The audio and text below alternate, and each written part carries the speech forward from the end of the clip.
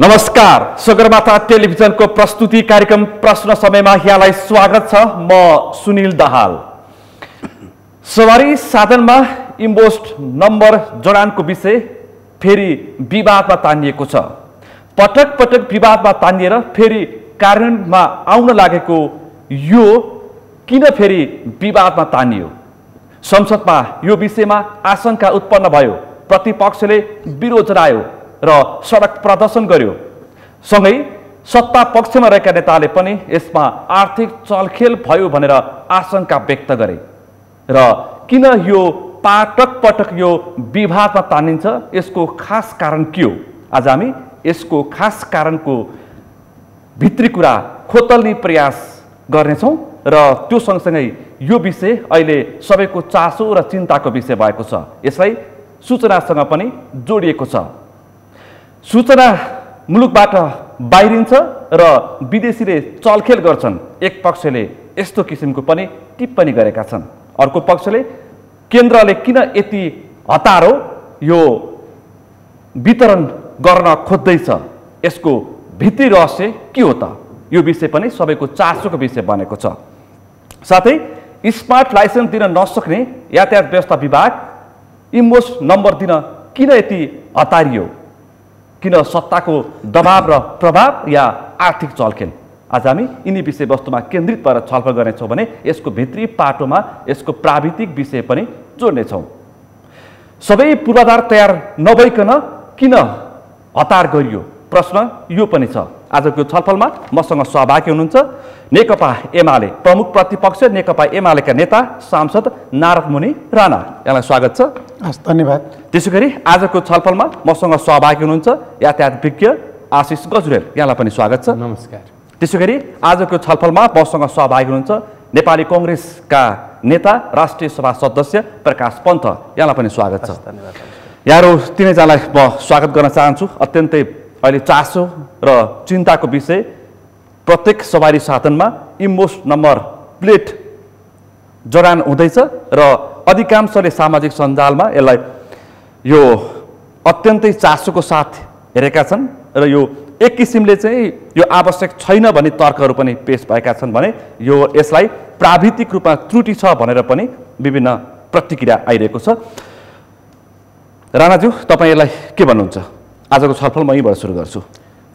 पहिलो कुरा त हामीले यो इम्पोस्ट प्लेट नम्बरबाट सुरु गर्नुभन्दा अगाडि यसको सुरुवात कति सालमा भयो, कसको पालामा भयो, किन भयो, कसरी आयो, यो आफै एउटा ताजुब लाग्ने विषय हो।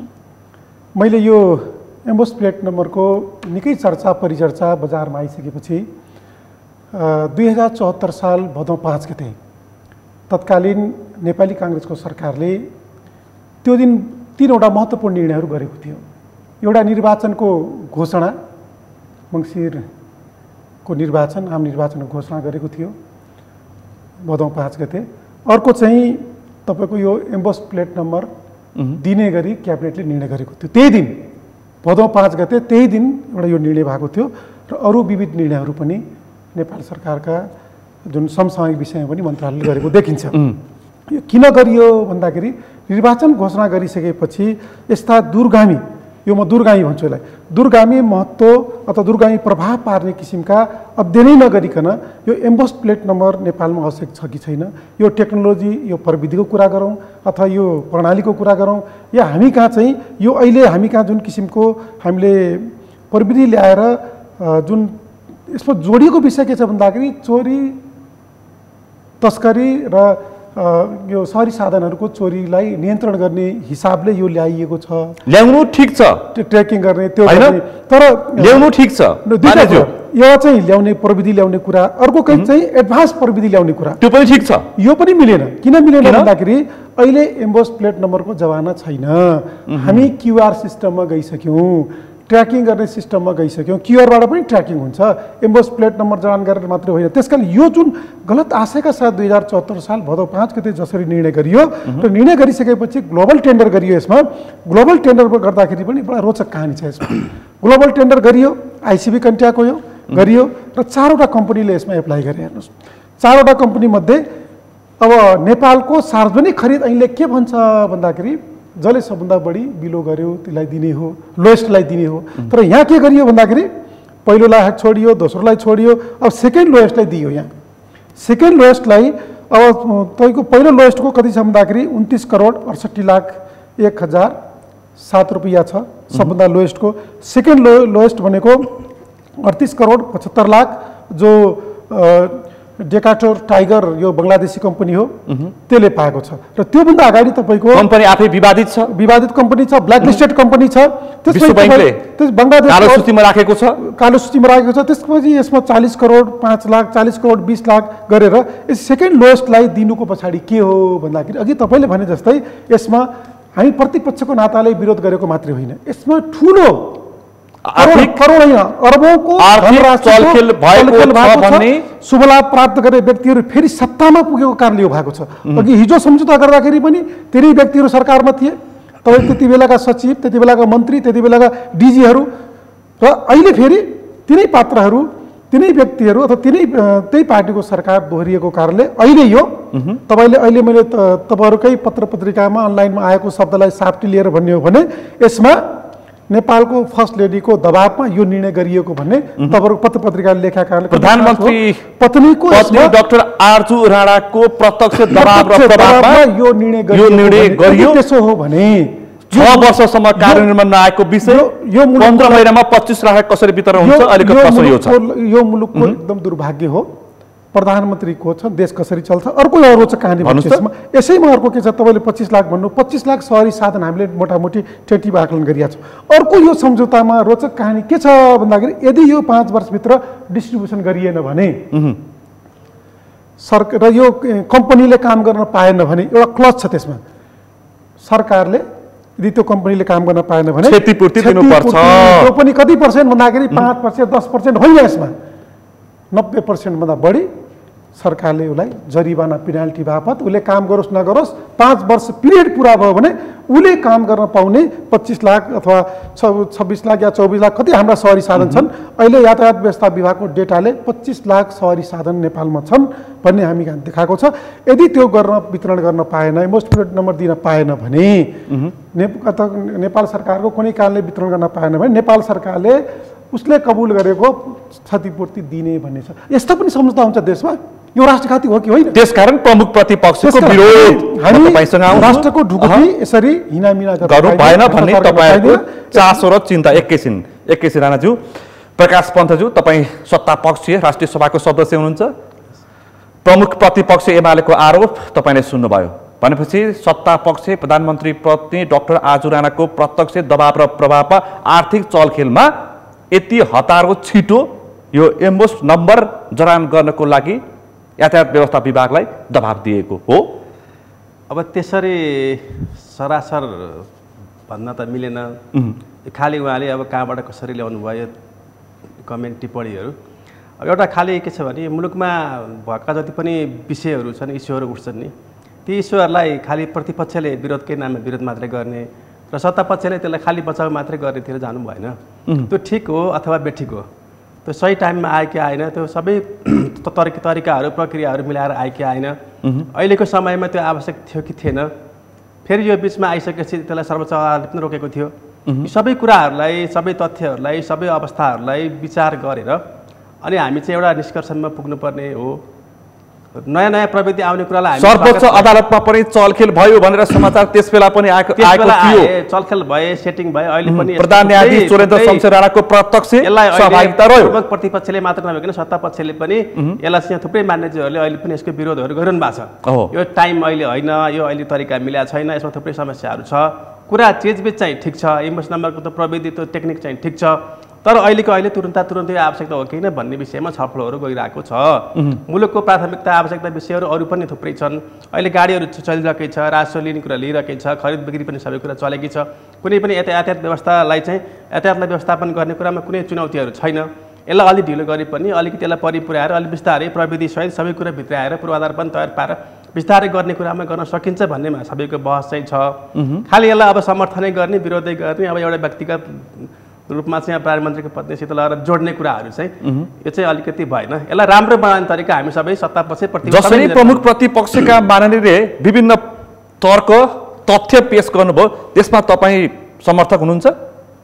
उहाँले पेश गर्नुभएको तर्कमा यो अहिले तथ्यसहित उहाँले प्रस्तुत गर्नुभएको छ। उहाँले पेश गरेको तथ्य मैले भर्खरै पनि यहाँ पनि सुने, कतिपय मैले बाहिर मिडियामा पनि सुनेकै कुराहरू नै छन् प्रायः जसो होइन। तर त्यो अब ती कुराहरूलाई स्वीकार गर्न चाहिँ सकिन्छ, यो अहिले ठिक थिएन, आवश्यक थिएन, विस्तारै गर्न सकिन्छ भन्ने कुरामा उहाँहरूको तर्कहरूलाई हामी स्वीकार गर्न चाहिँ सक्छौँ। अब प्रधानमन्त्री पत्नीसितै लगेर जोड दिएर यो तुरुन्तै यसलाई विरोधका नाममा विरोधै गरिहाल्ने, यसलाई एउटा भाइरल इस्यु बनाउने त्यतातिर चाहिँ हामी नजाउँ, त्यसलाई हामी स्वीकार आर्थिक चलखेल भयो। सिधा बालुवाटारबाट 70 करोड भन्दा बढी चलखेल भएको छ। आजका प्राय सञ्चार माध्यममा त्यो अब समाचार प्रकाशित भएका छन्। गठबन्धनको सरकार छ, भौतिक पुरातत्व यातायात मन्त्रालय नेपाली कांग्रेसको पनि छैन, कसरी त्यहाँ चलखेल भयो त? आर्थिक चलखेल भयो? चलखेल हुने कुरै छैन, चलखेल हुनै सक्दैन। अनि सरकारको आफ्नो खरिद प्रक्रिया छ, सिस्टमहरू छ, सबै कुराहरू छ। हामीले प्रविधिलाई स्वीकार गरेका छौँ, यो ठिक छ, स्वागत छ। तर अहिले बेला भएर तयारी पुगेन भन्ने मात्रै कुरा हो। 6 वर्षमा 25,000 वितरण, एम्बोस नम्बर 25,000 नम्बर प्लेट जडान भयो। अब 15 महिनामा 25 लाख सम्भव छ भनेर प्रति प्रश्न उठिरहेको छ। त्यो सम्भव छैन, अहिले त्यो सम्भवै छैन, त्यो तयारी पुगेकै छैन। सेटिङका कुरादेखि थुप्रै कुरा उठिसकेपछि त्यो कुरालाई स्पष्टीकरण दिएर सफाई दिएर त्यसको फेरि प्रक्रियाहरू सुरु गरेर मात्र अगाडि बढ्न सकिन्छ। यथास्थितिमा त यो अगाडि बढ्नै सक्दैन, हामी त्यसलाई स्वीकार गर्न सक्छौँ। आशिष गजुरेलज्यू, तपाईँ के भन्नुहुन्छ? दुईटा माननीयजीको तपाईँले सवाल जवाब सुन्नुभयो।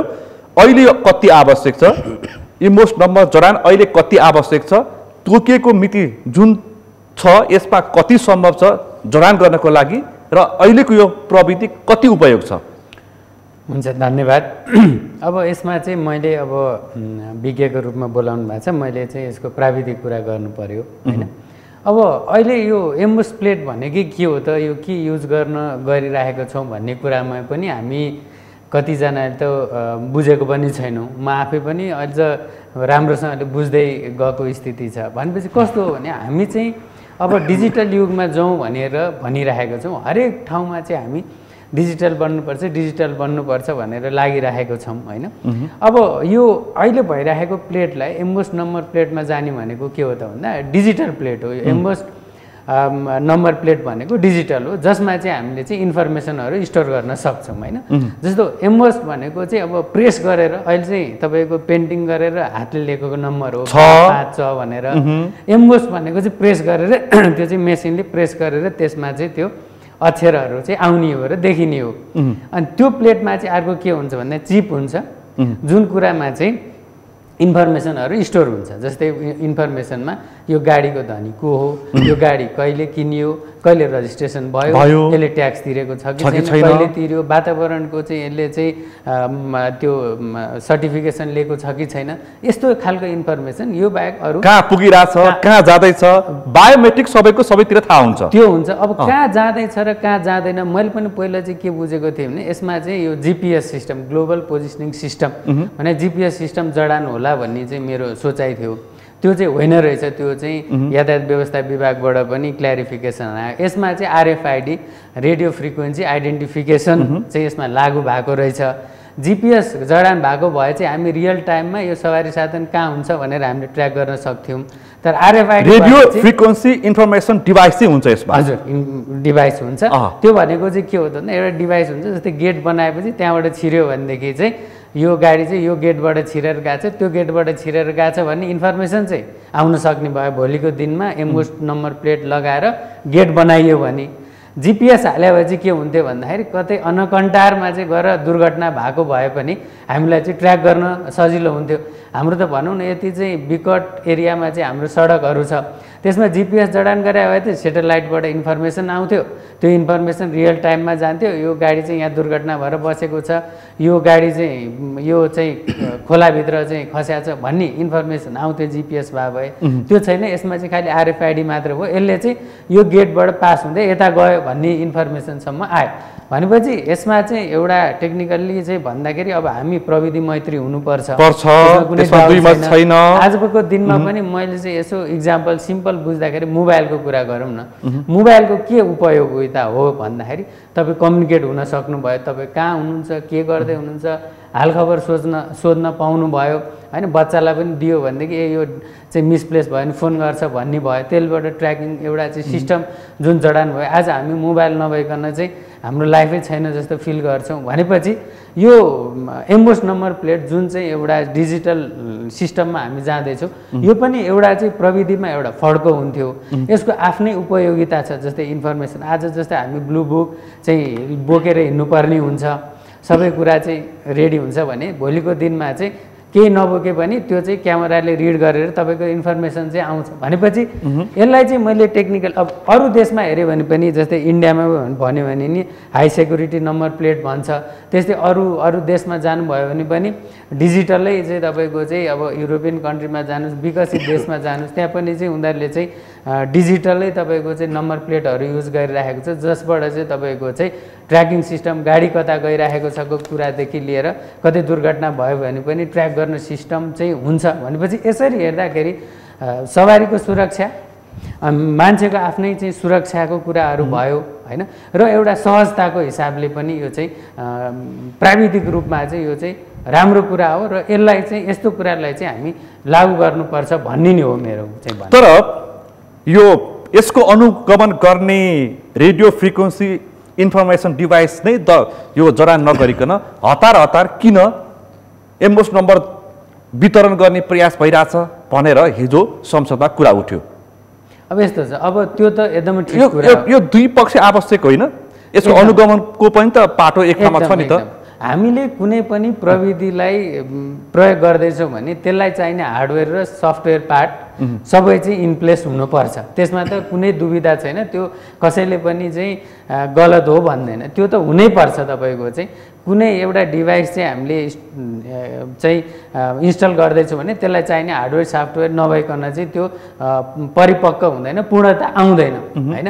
अब त्यो गर्नु पर्थ्यो, तर त्यो नगर्दा पनि जस्तो अब हाम्रो देशमा भनौँ न, अब सबै कुरा सिस्टममा एकैचोटि सबै मिलाएर गर्ने भन्ने कुरा पनि सहज होइन। यो त टेक्निकल पार्ट हो नि त, यो त आवश्यक छ नि। यसको सम्बन्ध नङ मासुको हुन्छ। इम्बोस नम्बर प्लेट र रेडियो फ्रिक्वेन्सी इन्फर्मेसन डिभाइस त नङ र मासुको सम्बन्ध हो। त्यो प्यारलली पनि गर्न सकिन्छ, त्यो सँगसँगै पनि गर्न सकिन्छ। किन गरिरहेको छ यो चाहिँ? होइन, त्यो सँगसँगै गर्ने किन प्लेटको मात्रै चासो राखिएको छ? अनि त्यसको पनि कुरा त अब मैले चाहिँ सुन्दाखेरि चाहिँ त्यो गेट पनि राख्ने हो, जस्तै काठमाडौँमा 5वटा गेट, काठमाडौँभन्दा बाहिर 5वटा गेट राख्ने भनेर कुरो त आइरहेको छ। तर मैले भन्न खोजेको चाहिँ के हो त भन्दा यो एकैचोटि हुनु पर्थ्यो, त्यो भए चाहिँ सही हो, तर यो छैन, यो नभइकन यो नराख्ने भन्ने पनि होइन। त्यो एम्बोस नम्बर प्लेट पनि त जडान गर्न तपाईँको त 15 महिनाको टाइम दिएको छौँ, त्यसमा चाहिँ हामीले गेट पनि राख्न सक्थ्यौँ। खालि टेक्निकल्ली चाहिँ तपाईँ यो अगाडि यो ढिलो गरेर हामी चाहिँ नगर्ने कि हामी चाहिँ गर्दै जाने, यसलाई चाहिँ मिलाउँदै जाने भन्ने कुरा पनि हो होइन। त्यही भएर चाहिँ हामीले चाहिँ अब यो छैन, त्यही भएर जिरोमा बस्नुभन्दा अलिकति फड्को मारेर चाहिँ गर्न सक्यो भने त्यो साइमल्टेनियसली प्यारलली ल्याउँदा पनि सकिने कुरा। म चाहिँ फेरि नितान्त प्राविधिक कुरा मात्र गरिरहेको छु है, मेरो भनाइ चाहिँ त्यो। म तपाईँसँग आउँछु मानेज्यू। अब तपाईँका सत्ता विपक्षका सांसदहरूले यो बायोमेट्रिकको कुरा उठाइरहेछन्। सबै इन्फर्मेसन यो जसले डिल गर्यो, जसले सम्झौता गर्यो, यो कम्पनी डेका टुर टाइगर आइटीसँग जोडेर यसमा चाहिँ सबै सूचना अब अमेरिकाले लान्छ भनेर तपाईँका सांसदहरूले प्रतिक्रिया दिइरहेछन्। यो अलि हतार भएन? हतार होइन, एकदम हामीले सही समयमा एउटा सचेत नागरिकको हिसाबले र प्रतिपक्षको सांसदको हिसाबले हामीले भन्दै आएका के छौँ भन्दाखेरि गुण र दोषको आधारमा हामीले सरकारलाई सहयोग गर्छौँ। यदि सरकारले सही हिसाबले सही तरिकाले काम गरिरहेको छ भने हाम्रो रचनात्मक सहयोग रहन्छ, खबरदारी गर्छौँ सरकारलाई सही दिशाबाट नेपालको ऐन नियम कानुनलाई पालना गरेर जानुपर्छ। तर अहिले जसरी यो एम्बोस नम्बर प्लेटको कुराहरू आयो, यो 3टा कारणले यो फेलियर छ, असफल छ। यो 3टा कारणले पहिलो कारण भनेको यो प्रविधि। म एकदम प्रविधि मैत्री हुनुपर्छ, प्रविधि प्रेमी मान्छे हो र हामी सरकार प्रविधिको विरोधी चाहिँ होइन, होइन बिल्कुल होइन। हामी प्रविधिलाई नेपालमा अझ नयाँ भन्दा नयाँ लेटेस्ट टेक्नोलोजी ल्याएर हरेक क्षेत्रमा ई गभर्निङ सिस्टमका कुराहरू गरौँ, डिजिटल नेपालका कुरा गरौँ, या हात हातमा हरेक पालिका वार्डमा हामीले यो के अरे नेटको सुविधाहरू पुर्याउने यी विषयमा हामी एकदम प्रविधि मैत्री हुनुपर्छ भन्ने विषयमा विवादै छैन। तर यहाँ के गरियो भन्दाखेरि अधुरो प्रविधि ल्याएर यो अधुरो प्रविधि ल्याएर अघि हाम्रो आशिषजीले भन्नुभयो GPS सिस्टम पनि छैन, RFID पनि पूर्ण छैन त्यसमा, र त्यो नगरिकन प्लेट मात्रै दिने कुरा यो अधुरो कुरा हो एउटा। अर्को के छ भन्दाखेरि यो कानुन सम्मत पनि छैन, संविधान सम्मत पनि छैन। किन छैन भन्दाखेरि कानुन सम्मत र संविधान सम्मत किन छैन भन्दाखेरि यसले संविधानमाथि, नेपाली भावनामाथि, नेपाली राष्ट्रमाथि ठुलो घात गरेको छ। नेपाली भाषा लेख्न नपाइने, नेपालको गाडी नेपाली मान्छेहरू हामी नेपालीले चढ्ने गाडीमा नेपाली भाषाको प्रयोग नहुने, तपाईको विरोध त्यसमा पनि छ। कस्तो विडम्बना हो भने म एउटा नेपाली छु, मैले ढाका टोपी लाउन नपाउने, धरा सुरुवाल लाउन नपाउने, नेपाली संस्कृति झल्काउन नपाउने, अनि मेरो चढ्ने गाडीमा मैले नेपाली नम्बर प्लेट लाउन नपाउने, प्लेटमा देवनागरी लिपि हुनु पर्यो।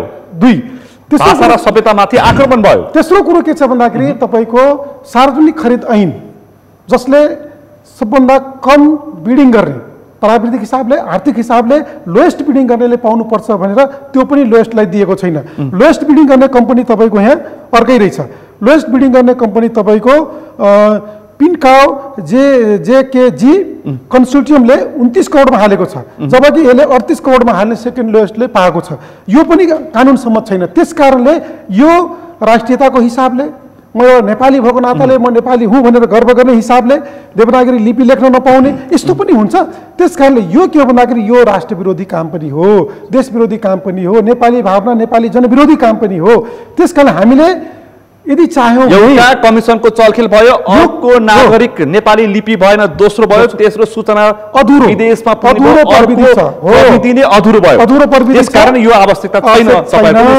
जसरी डन्डा बजार्ने काम गरिरहेको छ यति 6 महिनाभित्र गरिसक्नु पर्ने, गरेन भने जरिवाना लाग्ने, गाडी गुडाउन नपाउने, त्यस्तो खालको जुन धम्कीपूर्ण तरिकाले यो सरकारको आयु पनि ठ्याक्कै यो डेडलाइनसँग मेल खान्छ।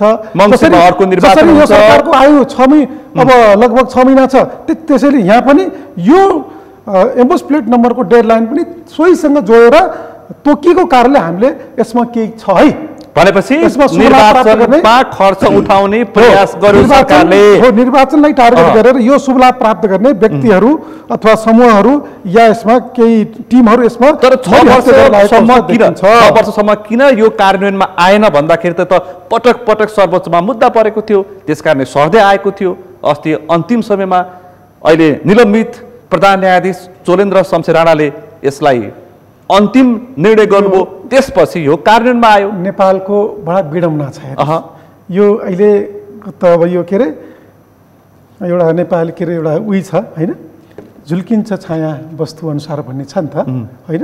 त्यो अहिले के छ भन्दाखेरि अहिलेको सरकारको जनमनै सेटिङबाट, अहिले देश सरकार सेटिङबाट बन्छ, न्यायालय सेटिङबाट चल्छ, संसद सेटिङबाट चल्छ। हेर्नुहोस्, प्रतिपक्षलाई थाहा हुँदैन कार्यव्यवस्था समितिमा आज के एजेन्डा आउँदैछ तपाईँलाई थाहा छ नि। चोर बाटोबाट प्रतिस्थापन विधेयक ल्याउँदाखेरि कार्यव्यवस्था समितिमा छलफल गरेर आजको हाउसको बिजनेस यो है, आज यी एजेन्डामा छलफल गरिन्छ भन्दाखेरि सत्ता पक्षका मान्यहरूले अथवा सभामुखज्यूले हाम्रो प्रतिपक्षका सांसदलाई नबोलाइकन उहाँले के गर्नुभयो भन्दाखेरि कार्यसूची तयार गर्नुभयो। हामी जान्छौँ, कार्यसूची के छ हामीलाई बाँडेकै छैन। एकैचोटि मन्त्रीज्यू गएर प्रश्नमा गएर पढ्न खोज्नुहुन्छ, पढ्नुहुन्छ, कुदेर जानुहुन्छ, आफ्नो आसनबाट होइन चोर बाटोबाट गएर त्यहाँ पढ्नुहुन्छ, प्रश्न गर्नुहुन्छ, फर्किनुहुन्छ, विरोध हुन्छ, रोकिन्छ। त्यस्तै छ। म तपाईसँग आउँछु एकैछिन, अरू पनि विषय प्रसङ्ग छ। आज हामी यही विषयमा बढी केन्द्रित हौँ। मान्यज्यू प्रकाश पन्तज्यू, अब उहाँले धेरै विषय उठान गर्नुभयो, 2-4वटा विषय आर्थिक चलखेल भयो, यो टेक्नोलोजी मैत्री छैन, यो आवश्यकता त्यसकारण छैन, र त्यो सँगसँगै यसमा त राज्यमाथि बेइमानी भयो, नेपाली भाषामाथि आक्रमण गर्यो सरकारले, त्यो किसिमको आरोप लगाउनु भयो। तपाईँहरू चुप लागेर बस्नु राष्ट्रिय सभामा। अब यस्तो छ, अब मैले भनिहाल्छु यी कुराहरू। अब उहाँले भने जस्तो अब यो अलिकति सूचनाको चाहिँ लिकेज हुन्छ कि बाहिर जान्छ कि भन्ने कुरामा त हामी कहाँ अहिलेसम्म सेक्युरिटी प्रिन्टिङ नै छैन। बल्ल बल्ल त्यसकै विधेयकहरूमा छलफल हुँदैछ संसदमा। हामी अहिलेसम्म नेपालको नोट त हामी बाहिर छापिरहेको छौँ, लाइसेन्सदेखि पासपोर्ट पनि अलि पहिला हामी बाहिर छाप्थ्यौँ। बिस्तारै बिस्तारै यी सबै कुराहरू सेक्युरिटीको हिसाबले, डाटाका हिसाबले बाहिर नजाओस्, सूचना नजाओस् बाहिर भन्नको लागि त्यो कोसिसहरू सुरुवात भएकै छन्। बिस्तारै बिस्तारै यसलाई रोक्ने कुराहरू पनि त्यो कोसिस होला। तर यही कारणले चाहिँ सूचना बाहिर जान चाहिँ हुन त्यसतर्फ सरकार छनाखत हुन नै पर्छ। तर प्रविधिलाई हामीले कुनै पनि बाहनामा रोक्न पनि हुन्न। फेरि प्रविधिलाई पुरै तयारी गरेर भित्राउने कुरामा हामीले प्रविधिलाई स्वागत पनि गर्नुपर्ने कुराहरू एक ठाउँमा छ। अर्को लिपिका कुरा छ, त्यो भाषाको कुरा के छ भने हामी कहाँ अब सबै ठाउँ हामी नेपाली भाषादेखि लिएर हामी अरू थुप्रै भाषाभाषीहरूलाई हामी सम्मान रेस्पेक्ट गर्छौँ। हामीले त्यसलाई मान्यता पनि दिएको छ, त्यसको सम्मान पनि भएकै छ।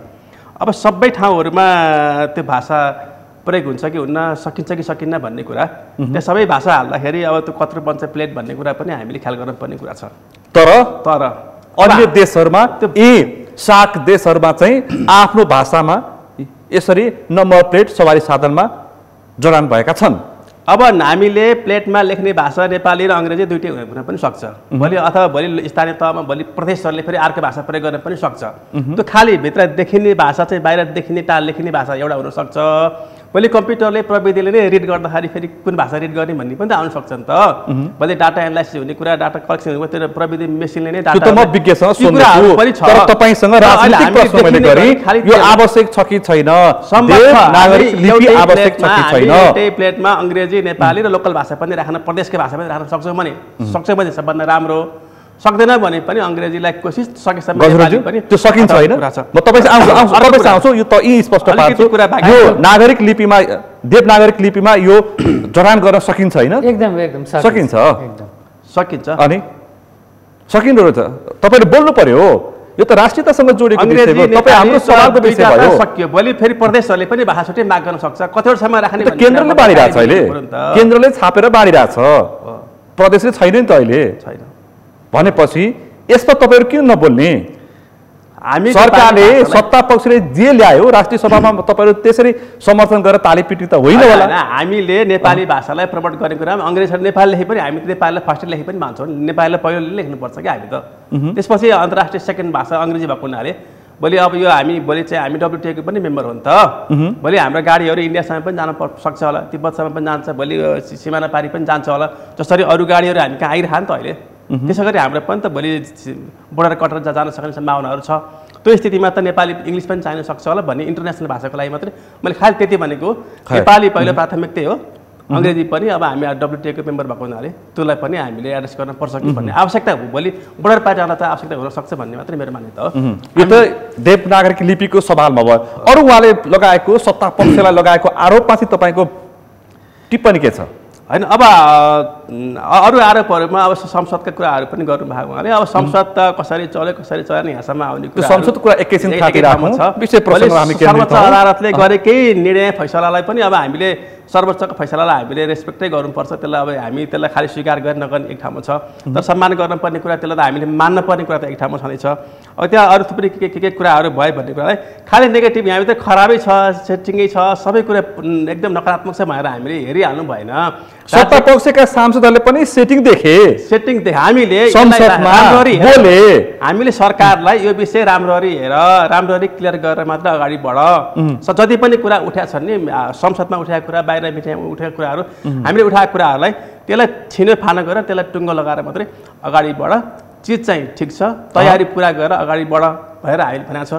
भोलि सरकारले त्यो तयारी पुरा गरेर अगाडि बढ्न भने त भोलि त्यसलाई फेरि जाँचबुझ गर्ने, हेर्ने, अनुसन्धान गर्ने। हामी संहितामा छौँ तर केन्द्रले बाँड्छ, केन्द्रले छापेर संहिता अथवा गण्डकी र बागमती प्रदेशले वितरण गरेर भनेर पठाउँछ। किनकि त्यहाँ किन नछाप्ने संविधान त हेर्ने भने त संविधानको धारा 7ले के भन्छ?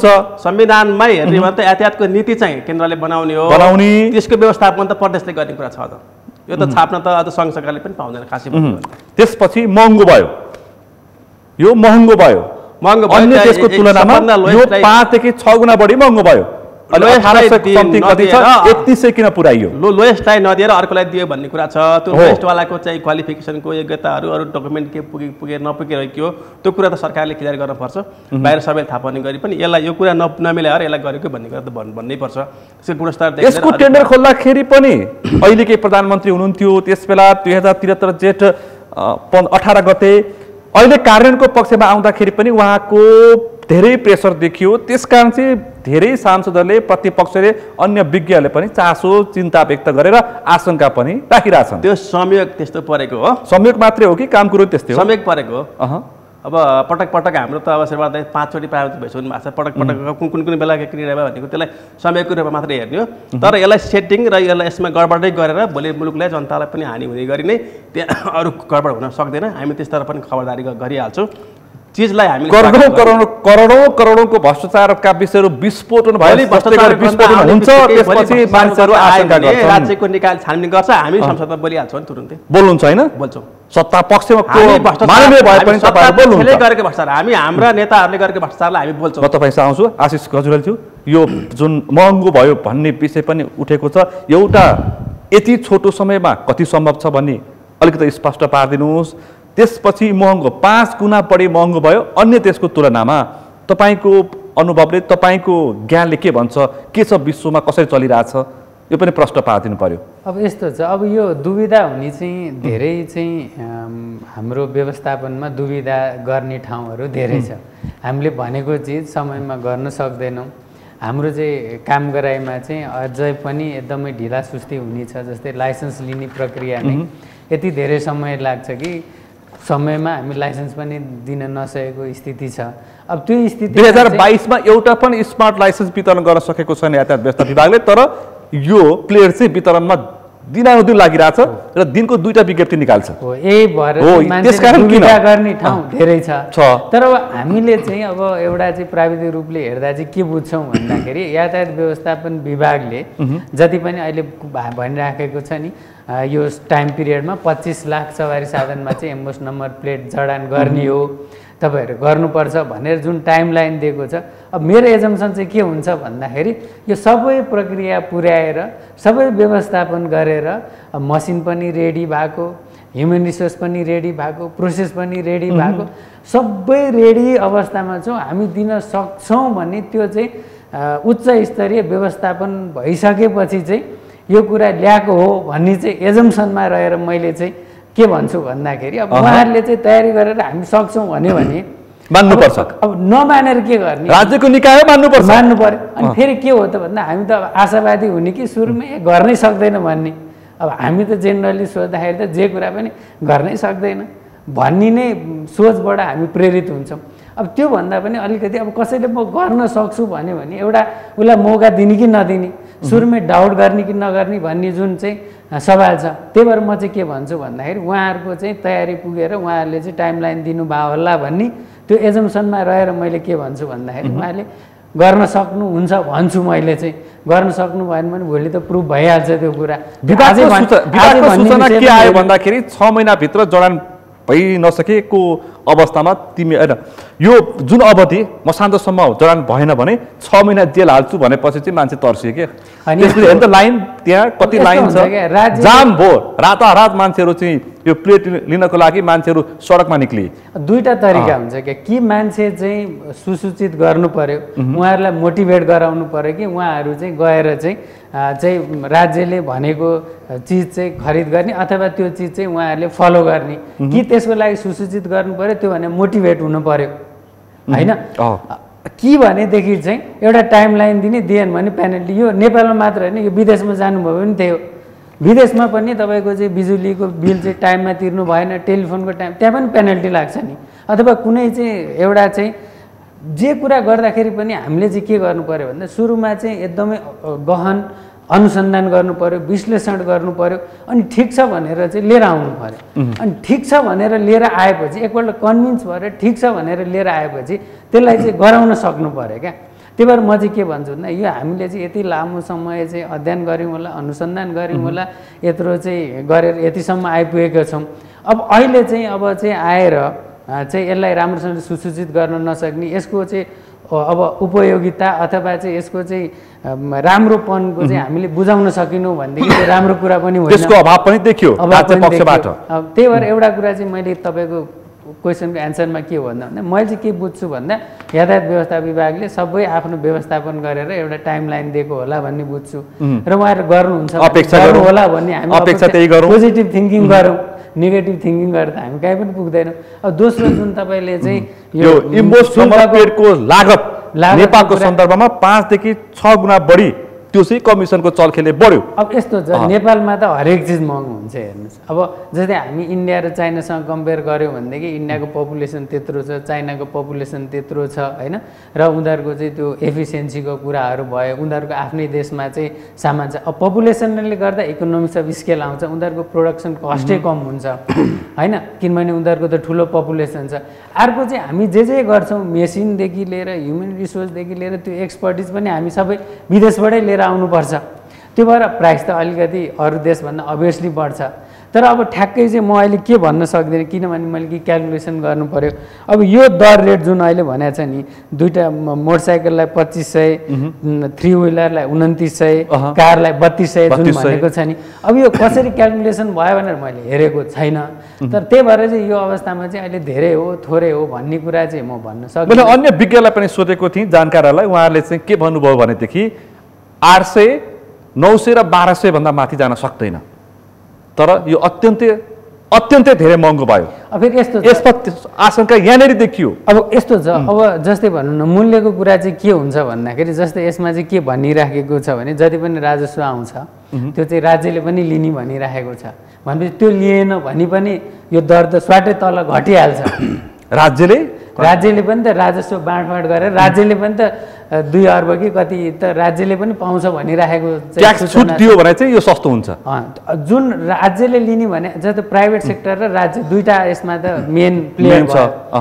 जुन प्राइभेट सेक्टरले ल्याएर यो जडान गर्छ, जम्मै लिएर आउँछ, उसले पनि आफ्नो पैसा लिएर जाने भयो। जुन उसले चाहिँ टेन्डर प्रक्रियामा गएर जित्दाखेरि जुन रेट कोट गरेको छ त्यो बाहेक राज्यले पनि यसमा चाहिँ रेभिन्यू राजस्व पाउने भनेको छ। त्यो राज्यले चाहिँ म राजस्व लिन्न भने यो दर रेट त घटिहाल्छ होइन। भनेपछि यस्तो कुराहरू राणाज्यू तपाईँले यतातर्फ चाहिँ बढी ध्यान दिनु पर्यो। अब यो प्रविधि नै चाहिँदैन चाहिँ भन्नु भएन, अब आइसकेको छ, खर्च भइसकेको छ, यति धेरै प्रक्रिया अगाडि बढिसकेको छ। अब एक किसिमले राज्यले ठेक्का सम्झौता गरिसकेको छ, भोलि समयमा काम भएन भने क्षतिपूर्ति लान्छ यो बङ्गाली कम्पनीले। त्यसकारण अब यसमा चाहिँ ध्यानपूर्वक तपाईँले पनि के भन्नु पर्यो भनेदेखि अब जति सक्दो राज्यले सुविधा दिएर जनतालाई सेवा दिनु पर्यो। यो अलिकति बुझाइ फरक पर्यो क्या हो। म प्रविधि विरोधी होइन, मैले सुरुमा पनि भने हामी सबैले नयाँ नयाँ प्रविधिहरू, नयाँ नयाँ टेक्नोलोजीहरू नेपालमा हरेक क्षेत्रमा, यो खालि यो गाडीको नेम प्लेटसँग जोडेर मात्र होइन, हरेक क्षेत्रलाई हामीले डिजिटलाइज गर्ने भन्ने नै हो।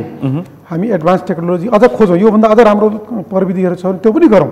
तर कुरो के हो भन्दाखेरि अधुरो प्रविधि भित्र्याएर नेपालको ठुलो धनराशि खर्च गरेर नेपालको यो जुन रकम बाहिर गइरहेको छ, यसले मैले तीनवटा कारण अघि पनि प्रस्तुत गरेँ। यो डलरमा छ, फेरि यो कुनै नेपाली करेन्सी होइन, यो सबै अमेरिकन डलरमा यो पैसाहरू, यति ठुलो धनराशिहरू हामीले अरबौं रुपियाँ 4,37,87,500 अमेरिकी डलर अथवा 4,68,52,62,हजार नेपाली रुपियाँमा सम्झौता भएको छ। हामीले यो यति ठुलो धनराशि खर्च गरिसकेपछि प्रविधि भित्र्याउने, अधुरो किन भित्र्याउने भन्ने कुरा हो मेरो। अधुरो किन भित्र्याउने भन्दाखेरि प्रविधि चाहिँ भित्राउनु पर्छ, प्रविधि भित्राउनु पर्यो, पूर्ण प्रविधि हुनु पर्यो, एडभान्स टेक्नोलोजी हुनु पर्यो। अब त्यो नेम प्लेट अहिले तपाईँले हेर्नुभयो, इम्पोस्ट प्लेट नम्बर तपाईँले हेर्नुभयो भने कसरी जडान हुन्छ, खालि इम्पोस्ट गरिएको मात्रै हो त्यो। आखिर चिप त त्यहाँ राख्नु पर्यो नि त। चिप त यही नेपाली प्लेटमा अहिले भएकै गाडीमा जुन जडान गरिएकै प्लेटमा पनि चिपहरू राखेर दुईटा कुरा गर्न सकिन्छ, जिपिएस ट्र्याकिङ गर्न सकिन्छ र आरएफआइडी त्यसमा चिपमा राख्ने।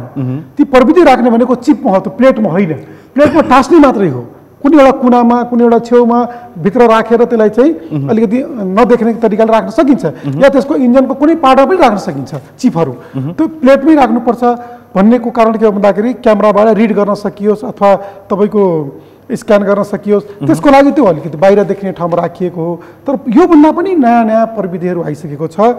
क्युआर कोड सिस्टममा यही रातो प्लेट, म दावाको साथ भन्न चाहन्छु, यही अहिले एक्जिस्टिङ प्लेटमै यो ठेक्का प्रक्रिया तोड्ने कि नतोड्ने त्यो हिसाबले गर्न सकिन्छ। यो ठेक्का प्रक्रिया जुन समय तोकिएको छ 2078 सालमा, अहिले सरकारले 2078 सालमा सकिँदैछ, फेरि थपेको छ 2 वर्ष। अब 2 वर्ष थप्दाखेरि पनि पुरा भएन भने क्षतिपूर्ति दिनुपर्छ। सरकारले के गर्नुपर्छ? अहिले सरकारले इम्पोस्ट प्लेट नम्बरको नाममा राज्य आतंक फैलाइरहेको छ। जनताहरू यति राज्य आतंक। राज्य आतंक। अहिले जनताहरू गाडीवाला मान्छेहरू यति आतंकित छन् कि निन्द्रा हराम भएको छ, भोक हराम भएको छ। त्यो त लाइनले देखिहाल्छ नि। त्यस कारणले यो मैले भन्नु परेन, त्यो तपाईँले यो त्यो लाइन हामीले समाचार बनाएर प्रस्तुत गरिसकेका छौँ। मैले अस्ति एउटा ट्याक्सीमा आउँदाखेरि ट्याक्सीवालाले मलाई सांसद हो भनेर चिनिन, उनको मैले गुनासो सुनिराखेँ, अझ खोतल्दै गएँ भन्दाखेरि ऊ यति भयभीत अवस्थामा थियो। हामी दिनमा यति कमाउँछौँ, यसरी गर्छौँ, कति बेला लाइन लाग्न जाने, कति बेला फर्म भर्ने, कति बेला नम्बर पाउने, त्यो पनि अब आशिषजीले बडो राम्रो कुरा गर्नुभयो। प्रविधि पनि अहिले नम्बर के अरे नेम प्लेट मात्रै दिने, तर त्यो आरएफआइडी पनि त्यसमा राखेर दिने हो भने यो राष्ट्रप्रति घात हो कि होइन, यो जनताप्रति धोका हो कि होइन। यो प्लेटको नाममा प्लेट दिने एम्बस प्लेट नम्बर दिने, तर त्यसमा चिपै नराखिकन अथवा त्यसमा आरएफआइडी पुरै विवरणै नराखिकन त्यो एउटा विषय भयो। त्यो दिँदाखेरि 40 दिनमा फेरि 24 लाख कति दिन सक्छ, एउटा स्मार्ट लाइसेन्स दिन नसक्ने यातायात व्यवस्था विभागले त्यो पनि प्रश्न छ। भेहिकलको कुराहरू छ, 25 लाख भेहिकल 6 महिनाभित्र गरेर जेल हाल्ने, जरिवाना तिर्ने भन्ने यस्ता कुराहरू राज्यले जुन आतंक फैलाउने, नागरिकलाई तर्साउने, नागरिकलाई चाहिँ जुन भयभीत बनाउने काम गर्नु भएन। राज्यको काम होइन। राज्य भनेको सबैको अभिभावक हो, अभिभावकको भूमिका निर्वाह गर्नु पर्यो। त्यस कारणले अहिले यो के देखिन्छ भन्दाखेरि सेटिङबाट यी सबै कामहरू भइराखेको कारणले सबै हतारमा छौँ। सरकार हतारमा छ, यो कम्पनी हतारमा छ, विभाग हतारमा छ। यतिका दिनसम्म सुत्ने 4-5 वर्ष सुते, अब यो 6 महिनाका लागि 25 लाखलाई एनी हाउ जबरजस्त रूपमा, किनभने सरकारको आयु नै 6 महिना भएको कारणले यो 6 महिनाभित्र जसरी पनि वितरण गरिसक्ने र निर्वाचनलाई टार्गेट गरेर निर्वाचनमा फेरि आफ्नो पक्षमा चाहिँ भोटहरू ल्याउने, त्यसको आधारबाट यो सेटिङबाट आएको देखिन्छ। र अर्को तपाईँको यो वर्षको बजेटले पनि त्यही कुरा भन्छ, सेटिङ हरेक बुदामा हेर्नुहोस् सेटिङ छ। सेनिटरी प्याड किन्न जानुहोस् 90% छुट छ बाहिरबाट ल्याउनेलाई। विद्युतीय गाडीमा छ फेरि, अनि विद्युतीय गाडीमा त्यही छ। अनि स्वदेशी उत्पादनलाई प्राथमिकता नदिने, यहाँ लगभग 3 दर्जनभन्दा बढी सेनिटरी प्याड उत्पादन गर्ने कम्पनी नेपालमा छन्, अनि विदेशीलाई 90% छुट दिएर ल्याउनुको पछाडि के हो भन्दाखेरि तपाईको सरकारको पालामा चकलेटमा छुट, तपाईको सरकारको पालामा चकलेटमा छुट, अहिले प्याडमा के फरक पर्छ? यहाँका उद्योगहरूलाई धराशायी बनाउने हैन। तानाज्यू मानेज्यू, मेरो प्रश्न सुन्नुभयो तपाईले? तपाईको अर्थमन्त्रीको पालामा केमा चकलेटमा छुट, विद्युतीय गाडीमा पनि त्यस्तै किसिमको अवस्था आयो, अहिले फेरि प्याडमा भनेपछि कुरा उठ्यो। कुरा होइन, अहिले तपाईँ जहाँ हेर्नुहोस् न, तपाईँ हेर्नुहोस् त्यो गाडीको कुनै एउटा घराना विशेषलाई ध्यानमा राखेर यहाँ बुदाहरू लेखिन्छन्, हेर्नुहोस्। विद्युतीय गाडी पनि त्यही त हो नि, भन्दैछु, चकलेट पनि त्यही हो। त्यस कारण यसरी चाहिँ सेटिङमा यो बजेट आएको देखिन्छ र यसमा चाहिँ त्यसो भनेपछि नेताहरू मन्त्री सबै सेटिङमा यो तरिकाले राज्य चल्दैन, देश चल्दैन, सबै सेटिङमा। अब यो सेटिङ त अब सेटिङ र प्रमादेश चाहिँ उहाँहरूको भन्ने थिएको जस्तै भइसक्यो। हरेक सेन्टेन्समा त्यो नहालिकन अलि मिठो पनि नहुने भयो। अब हामीले विगत 3 वर्षदेखि 2/3 नजिकको सरकारले कतिवटा काण्ड, हप्ते पछि काण्ड, महिनाको चाडा काण्ड पनि देखाएको थियौँ। कमिसन सबै त्यो गफ गऱ्यो भने पनि त्यो सबै सकिन्न। हामीले अब यसको सोलुसनतिर जाँदाखेरि कुरा के भने, यसको तयारी पुगेन, सरकारले तयारी गरोस्, जति पनि कुराहरू उठ्या छन् त्यसको जवाफ दियोस्, दिनु पर्यो। त्यो अब टेन्डर प्रक्रियाहरूमा गडबड छ भने त्यसको अब छानबिन हुनु पर्यो, छानबिन हुनु पर्यो। सरकार जोसुकैको होस्, नेता जोसुकैको होस्, भ्रष्टाचारको गन्ध आउँछ भने हामी त्यसलाई कडा, हामी आफै पनि त्यसको आवाजहरू उठाउने कुराहरू हामी पक्कै पनि उठाउनु पर्छ। र अब यो अहिले के छ भने यसपटक चाहिँ बजेटै पछि सेटिङ छैन। यसपटक बजेटमा के आएको छ भने मान्य सांसदहरूले समेत अनुगमन गर्न पाउने भनेको छ। अर्थमन्त्रीले पेश गरेका बजेट, सरकारले पेश गरेका सबै कार्यक्रमहरूमा सङ्घीय मान्यहरूले पनि गएर त्यसको अनुगमन गर्न पाउने भने पछाडि यी सबै ठाउँहरूमा जहाँ उहाँलाई सेटिङ जस्तो लाग्छ त्यहाँ गएर हेर्न पाउने अधिकार बजेटले नै दिएको छ। त्यही भएर त्यसमा म उहाँलाई त्यसतर्फ आश्वस्त पार्छु। भ्रष्टाचार हुने ठाउँमा, अनियमित हुने ठाउँमा त हामी सबै मिलेर खबरदारी गरिहाल्छौँ नि, त्यसतर्फ हामी अहिले नअल्मिल्यौँ। यो चुनावी एजेन्डासित, चुनावीसित 6 महिनाको लागि यो भित्रै पैसा उठाउने कमिसनमा यो काहीँ पनि छैन। तयारी पुगेन भन्ने कुरामा सहमत छ। बाँकी तयारीहरू गरेर त्यहाँ भ्रष्टाचार पनि नहुने गरी, सेटिङ पनि नहुने गरी, केही पनि गन्ध नआउने गरी, जनतालाई शास्ति नहुने गरी, यो अवधि 6 महिना तोकेर पनि हुन्न। जनताहरू पटक पटक त्यहाँ गएर लाइन, महिनाको 1 लाखको दरले सवारी साधनमा जडान भयो भने पनि त्यसरी त हुँदै हुन्न, 3 वर्ष लाग्दैछ। त्यसरी त हुँदैन, 3 वर्ष लाग्छ। सुन्नु, अब नयाँ गाडीहरू छ भने त्यसलाई पहिलो प्राथमिकता नयाँ खरिद बिक्री हुन्छ नि, त्यसलाई नयाँहरूलाई गरिहाल्ने तुरुन्तै। त्यस पछाडि फेरि खरिद बिक्रीहरू हुन्छ, सेकेन्ड ह्यान्ड थर्ड ह्यान्ड पनि बिक्री हुन्छ, त्यसलाई पनि गरिहाल्ने। अनि मान्छेले त बिल बुक रिन्यू गरेर राष्ट्र तिरेर त 2 महिना 2 वर्ष 3 वर्ष वर्षपछि त गइरहन्छ नि। त्यति बेला अनलाइन मार्फत उसले चाहिँ कम्तीमा नि 15-20 दिन अगाडि 1 महिना अगाडि म आउँदैछु भनेपछि उसको त्यो प्लेट पनि तयार भएर बसोस्, उसले एकैपटकमा अरू राशि पनि तिर्छ, गाडीको राशि तिर्छ, उसको लाइसेन्स रिन्यू पनि गर्छ, अरू काम पनि सँगसँगै त्यो पनि लिएर जान्छ। यसलाई अलिक सरल सजिलो जनतालाई शास्ति नहुने गरी जानुपर्छ। प्रविधिलाई बिस्तारै बिस्तारै हामी सबै आत्मसात गर्दै जाने हो। त्यहाँ आएर एफआइडीको कुरा छ, प्रविधिलाई त आत्मसात गर्ने भन्ने मात्र कुनै चिन्ता भएन, कुनै दुईमत छैन। जीपीएस पनि राखेर जाउँ। तर यहाँ गुणस्तरीय कुरा पनि आछ, यो जडान गरेको करिब 2 वर्षभित्रमा धुलो झर्छ भनेर पनि विज्ञहरूले आशंका व्यक्त गरेका छन्। त्यसमा त गुणस्तरमा त नो कम्प्रोमाइज, त्यो त सुरुदेखि नै हामीले टेन्डर यही हुनुहुन्छ रिभ्यू गर्न सोध्छु प्रश्न गडबड छ भने रिभ्यू गर्नु पर्यो। त्यही हो, भाषाको कुरा उठिसक्यो, अहिले चर्चा पनि आएको छ कि जडान भइसकेको 2 देखि 3 वर्षमा धुलो झर्छ, भाषाको कुरा आइसक्यो, प्लेटको धुलो झर्छ भनेपछि प्रविधिमा चाहिँ उच्चतम भन्ने तर गुणस्तरीयमा चलखेल गर्ने धुलो भन्दा पनि अब यातायात व्यवस्था विभागले पनि भनिरहेको छ यो मोटरसाइकलहरूमा लाउँदाखेरि चाहिँ राम्रोसँग नभएर यो च्यातिनीहरू समस्या चाहिँ आएको छ भनिरहनु भएको छ होइन। अब यो कुन कस्तो गुणस्तर त अब हुनै पर्यो, किनभने त्यत्रो पैसा खर्च गरेर टुक्रा टुक्रा भएर झर्छ भनेर भनिरहेका छन् एक पक्षहरूले। अब त्यो चाहिँ अहिले ठ्याक्क भन्न सक्ने अवस्था छैन, फेरि हामीसँग त्यत्रो लामो एक्सपिरियन्स पनि अनुभव छैन होइन। त्यही भएर चाहिँ अब भन्नलाई भन्दा पनि चाहिँ अब त्यसको चाहिँ यो एल्युमिनियम प्लेट हो, त्यसलाई अब अलि दह्रो चाहिँ अब टिक्ने खालको चाहिँ हुनु चाहिँ आवश्यक हुन्छ, किनभने नम्बर प्लेट भनेको बारम्बार फेरिरहने चिज पनि होइन होइन। र मान्छेलाई चाहिँ अन्य देशको के छ तपाईँसँग अनुभव? होइन, अन्य देशमा त तपाईँको एकदम क्वालिटी गुणस्तरमा कस्तो तपाईँले देख्नु भएको छ?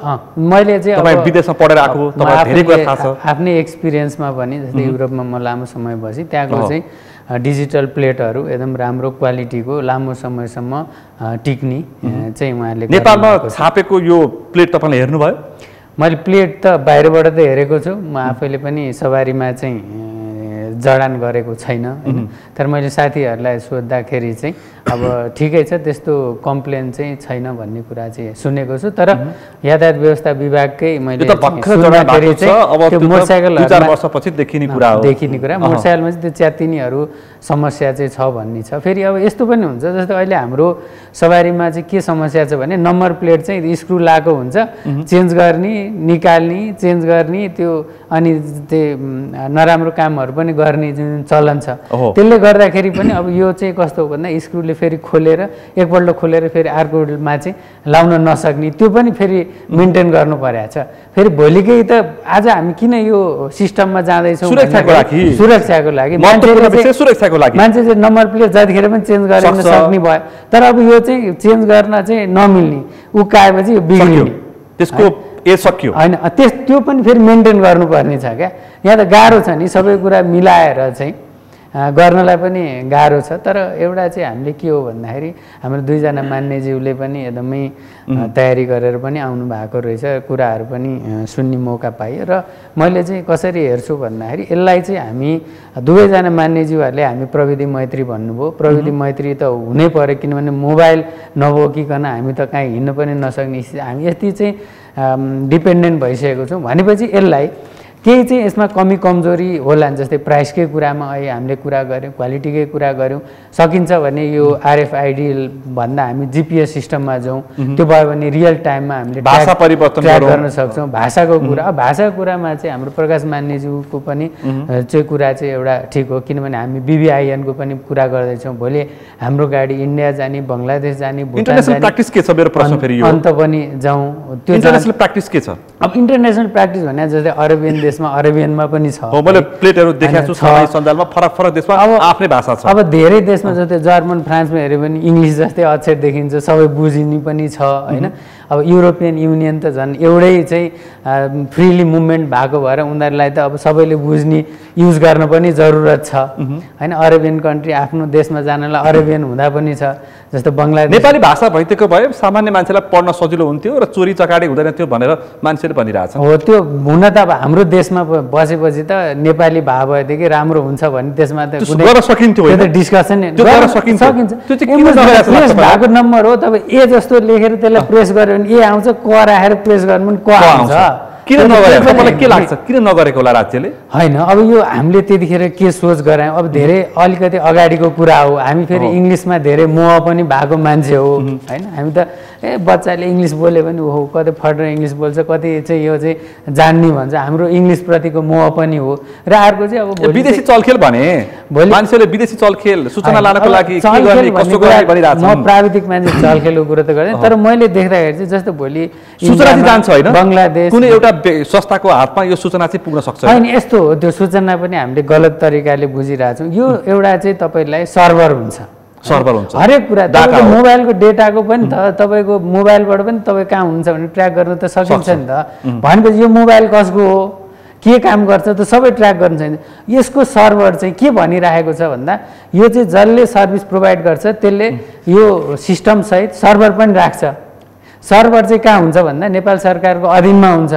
सबै इन्फर्मेसन गरेर सर्भरमा जान्छ अब सर्भर भनेको कहिले ह्याक पनि हुनसक्छ होइन सिस्टममा त त्यही त हो यसको चाहिँ जति पोजिटिभ पक्ष छ नेगेटिभ पक्ष सर्भर ह्याक हुन सक्ला इन्फर्मेसन तर त्यस्तो चाहिँ इन्फर्मेसन जानै नहुने त्यस्तो चाहिँ गोपनीयता त्यत्रो ठुलो इन्फर्मेसन पनि के हुन्छ यसमा फेरि अन्तिममा मान्यज्यू के छ तपाईँको भनाइ यो वास्तवमा हामी प्रविधिका नाममा हामी धेरै रिस्क जोनमा छौँ यो एम्बस्ड नम्बर प्लेटको कुरा मात्रै होइन कि जति टेक्नोलोजी हामी भित्राइरहेका छौँ हामी कहाँ डेटा सेन्टर छैन हामी कहाँ हाम्रा डेटाहरू अब आइफोन युज गर्नेका डेटा कहाँ जान्छन् उहाँहरूलाई नै थाहा छ त्यसै गरिकन हामीले जे प्रविधि भित्राउने नाममा जो नयाँ प्रविधि लिएर आएका छौँ यी सबै डेटाहरू नेपालमा डेटा सेन्टर नभएको कारणले बाह्य देशमा जुन जुन देशको कम्पनीहरू आइरहेका छन् तिनका सेन्ट्रल हेड अफिसमा गएर डेटाहरू बसिरहेको अवस्था छ त्यसैले हामी प्रविधिका नाममा यतातिर राज्यले सचेत भएर प्रविधि ल्याउने दिशातर्फ ध्यान दिनुपर्छ र अब यो जहाँसम्म यो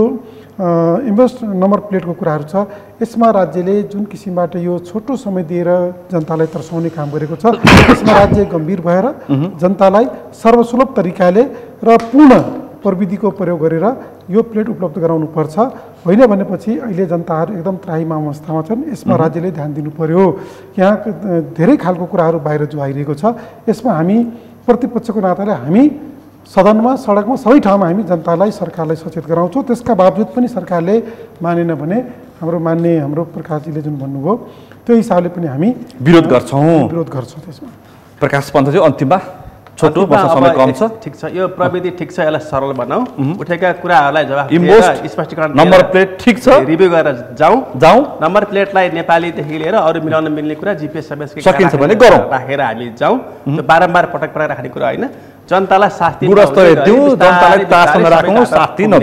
हामी अगाडि बढौँ र यसलाई भ्रमित र यसलाई चाहिँ अनावश्यक राजनीति नगरौँ अन्त्यमा गजुरेज्यू अब यस्तो छ अब अहिले पनि हामीले चाहिँ यो लामो समयको कुरा गऱ्यौँ र यसलाई चाहिँ के हो त भन्दा हामी प्रविधि मैत्री हुनैपर्छ नमिलेको कुरा र एउटा चाहिँ हाम्रो राज्यको समस्या के छ भन्दाखेरि हामी प्राविधिक विषय आर्थिक विषयलाई चाहिँ एकदमै प्राथमिकता दिन्छौँ तर हाम्रो जुन यो सूचनाको हक जुन कम्युनिकेसनको कुरा भयो यो सामाजिक कुराहरूमा चाहिँ हामी राम्रोसँगले चाहिँ कम्युनिकेसन गर्न सक्दैनौँ क्या जस्तो एम्बुस प्लेट चाहिँ अनिवार्य गर्दाखेरि एम्बुस नम्बर प्लेट भनेकै के हो यसको फाइदा के हो उपयोगिता के हो यो मान्छेले किन हाल्नुपर्छ यसको जरुरत के हो यसले तपाईँको जीवनमा के असर गर्छ यसले तपाईँको सुरक्षामा के असर गर्छ बुझाउन जरुरत हुन्थ्यो तिनैजनालाई विशेष रूपमा आभार व्यक्त गर्न चाहन्छु आम नागरिकको चासोको विषय र प्रत्येक सवारी साधनमा जोडिने विषय एम्बोस्ड नम्बर प्लेटको सन्दर्भमा तपाईँले आफ्नो महत्त्वपूर्ण भनाइ राखिदिनु भएकोमा तिनैजनालाई म आभार व्यक्त गर्न चाहन्छु आज हामीले संसददेखि सडकसम्म उठेको र प्रत्येक सवारी साधनमा यो एम्बोस्ड नम्बर प्लेट जडान हुँदैछ र सबैको चासो र चिन्ता पनि छ र समय तोकिएको छ र मानिसहरूले शास्ति पनि पाइरहेछन् भनेर जुन विषय उठेका छन् यसलाई कसरी सम्बोधन गर्न सकिन्छ भनेर छलफल गऱ्यौँ आजको छलफलमा मसँग सहभागी हुनुहुन्थ्यो नेकपा एमालेका नेता माननीय सांसद नारद मुनि राणा र त्यसै गरी यातायात विज्ञ आशिष गजुरेल र त्यसै गरी नेपाली कङ्ग्रेसका नेता राष्ट्रिय सभा सदस्य प्रकाश पन्त आजको विषय प्रसङ्ग यति नै भोलि अर्को विषय प्रसङ्ग साथ कार्यक्रम प्रश्न समय ल्याउने वाचा गर्दै म सुनिल दाहाल पनि बिदा चाहन्छु सगरमाथा टेलिभिजन हेर्दै गर्नुहोला नमस्ते।